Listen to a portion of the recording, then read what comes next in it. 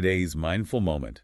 Welcome back, everyone, for another deep dive. And this time, we are taking on Plato's Symposium. Oh, yes, one of the greats. It is, and, when you say Plato, a lot of people, their eyes glaze over. They think of, dusty old books. But this one is so different. It's like being at a dinner party.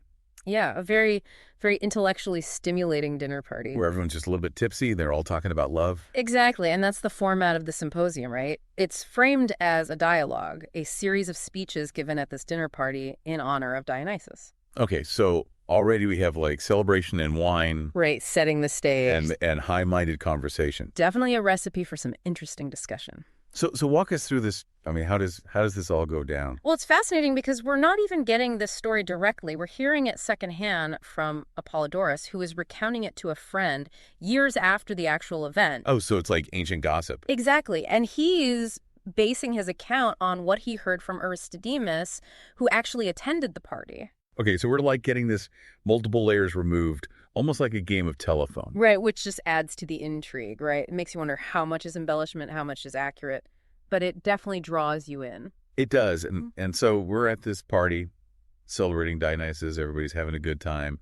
And then what? How does the conversation even turn to love? Well, as the wine flows, the guests start dissecting love's effects, each offering their own unique perspective. So it's not just all lovey-dovey, like, oh, love is great. Let's all celebrate. Not exactly. There's some real philosophical debate going on. Okay, so give me some examples. Who said what? Well, you have Phaedrus, for instance. He's arguing that love inspires us to become better people, to do heroic deeds, to be worthy of our beloved. Oh, so kind of like love is a self-improvement tool? Yeah, kind of a romantic notion, right? But then Pausanias, another guest, comes in and throws a bit of a wrench in things. So how? Well, he argues that there are actually two kinds of love. You have common love, which is purely physical, just based on attraction. And then you have heavenly love, which is focused on the soul and intellect. Okay, so he's already kind of complicating things, saying that love is more than just a physical attraction. Exactly. And then we get to Eryximachus, the doctor, and he brings a really fascinating perspective. I remember you were telling me about this. This is the part that really hooked you. Oh, yeah. He tries to apply his medical knowledge to love. Okay, so he's like diagnosing love? Kind of. He sees love as this force for harmony and balance, both within our bodies and in the cosmos. I mean, that's an interesting way to look at it, but it also seems a little out there. Right. And in the middle of this really intense philosophical discussion, we get this hilarious anecdote about Aristophanes, the comedian who's struggling with hiccups. No way. I love Aristophanes. Right. And Eryximachus, Everett, the doctor, starts suggesting all these different cures, some of them quite outlandish. It's like a scene straight out of a play. It really is, and it highlights this contrast between Eryximachus's very structured view of love and the unpredictable nature of, well, everything else, including hiccups. So Aristophanes, he must have some opinions about love too, right? Oh, yes, he does. And his theory completely flips Eryximachus's ideas on their head. Okay, I'm intrigued. What does he say? Well, he tells this incredible myth about how humans were once these powerful beings with 4 legs, 4 arms, and 2 faces. Wait, 4 legs and 4 arms? Yeah. What do these creatures look like? Yeah, it's a wild image, right? And they got a little too powerful, they challenged the gods, and as punishment, Zeus split them in 2, creating the humans we know today. Okay, so that's why we have the 2 arms and 2 legs. But how does this tie into love? Well, here comes the shocker. Aristophanes claims that love is this yearning for our lost other half. We're driven by this desire to reunite with the part that makes us whole. Wow, that's a really powerful image. And it makes you think about like our modern day search for the one. Are we just trying to find that missing piece of ourselves? It definitely raises that question, right? It challenges the idea of individual completeness. Yeah. And suggests that maybe our very being is defined by this longing for connection. So we have all these different perspectives on love's effects. But then what happens? Well, the dialogue doesn't stop there. Agathon, the next speaker, comes in and he criticizes the previous guests for focusing on love's effects without actually defining its essence. So he's saying, hold on a second, let's take a step back and figure out what love actually is before we talk about what it does. Exactly. He's calling for a more precise philosophical approach, and I bet Socrates loved that. Oh, I'm sure he did. So what happens next? Well, Socrates and Agathon, they have this amazing back and forth. It's a mix of intellectual sparring and playful jabs. They're really testing each other's ideas. This sounds so fun. I wish I could have been a fly on the wall at this dinner party. Right. And then Socrates drops a philosophical bombshell. He argues that, contrary to popular belief, love is not a god. Wait, hold on. If love isn't a god, then what is it? While Socrates, drawing on the wisdom of this mysterious woman named Diotima, presents love as a demon. A demon, like a little red devil with horns. Not quite in ancient Greece, a daemon was more like a guiding spirit, a kind of intermediary between the gods and Oh, humans. okay, so it's not like a demonic being. No, not at all. And Socrates goes on to say that love is neither inherently beautiful nor good. Now that seems to contradict everything we usually think about love. How can love not be beautiful or good? It's a bold statement, right?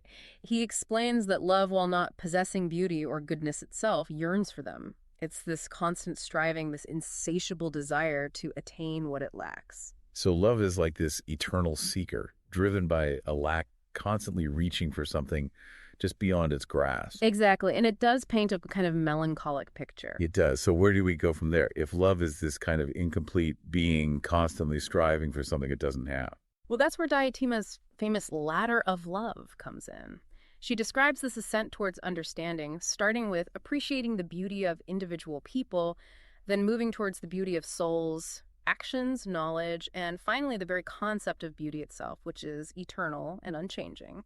So love becomes this vehicle for growth, leading us from the physical towards a deeper understanding of the universe and ourselves. Precisely, Diotima suggests that love can be a path to intellectual and spiritual enlightenment. Okay, so that's a more hopeful perspective, but is it too simplistic? Can it really account for all the messy, complicated aspects of love?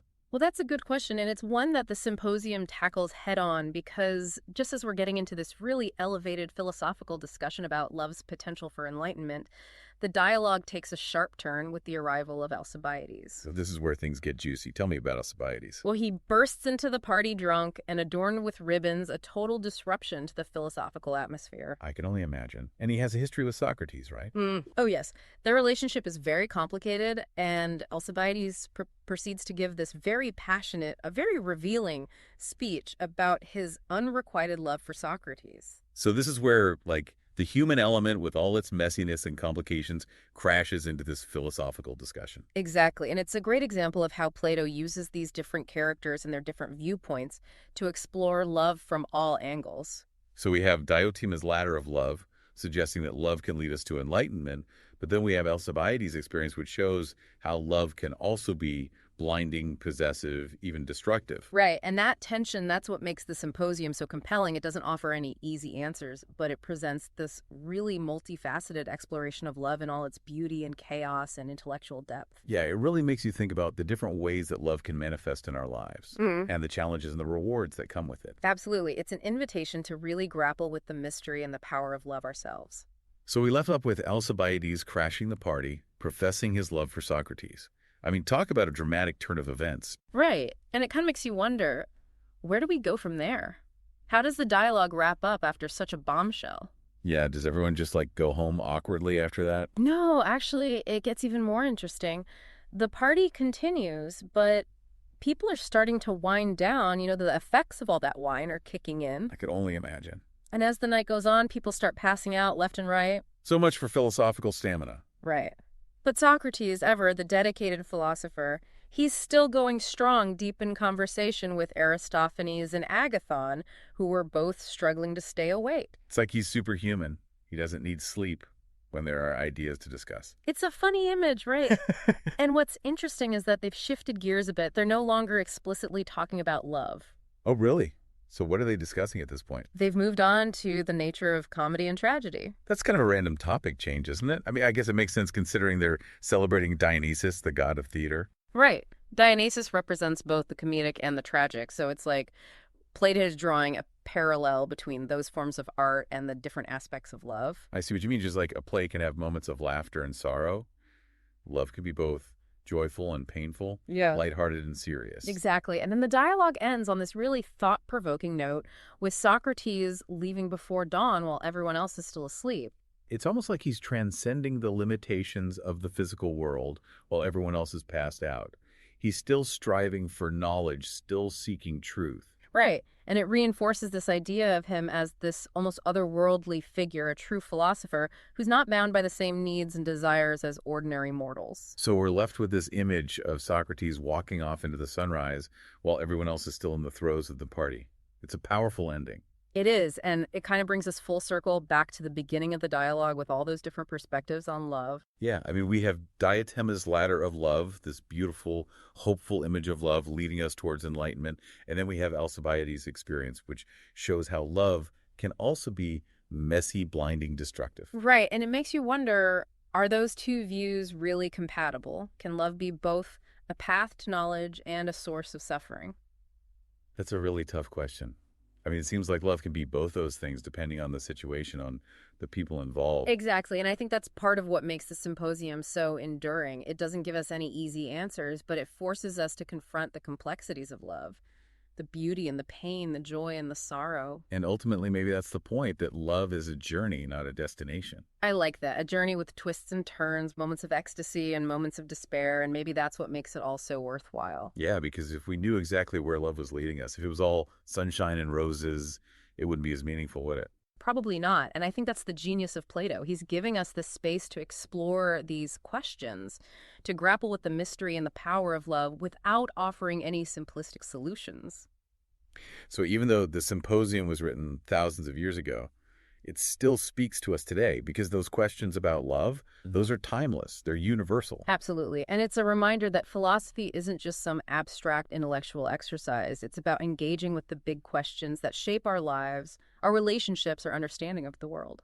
And I think the Symposium does a brilliant job of showing us how those big questions about love can be both deeply personal and profoundly philosophical. It really does. It's a work that stays with you long after you finish reading it.